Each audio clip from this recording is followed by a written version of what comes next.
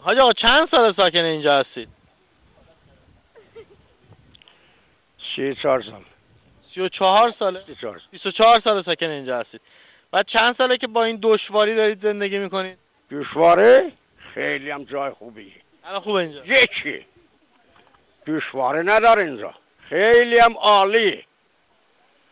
یک بشر از اون روز که من آمدم اینجا نشستم تا حالا یه دونه چوب میبرداشت نبود هیچ کاری هم کسی با من نداره. منم هیچ بشر کاری ندارم. الان خونه های شما تو ته نیست؟ نگفتن خراب میکنیم خونه هاتون رو؟ شما خراب میکنی. شهرداری من نفت خونه رو خراب میکنه. شهرداری چیه؟ اصلا اون چیه؟ اونو به من نشان بده. من نمیدونم. هر کدومش به من نشان بده اول. چیه جناب عالی؟ حاج آقا چه صحبتی با مسئولین دارید؟ خب یه مگر نمیگی رئیس شهرداری به اومده؟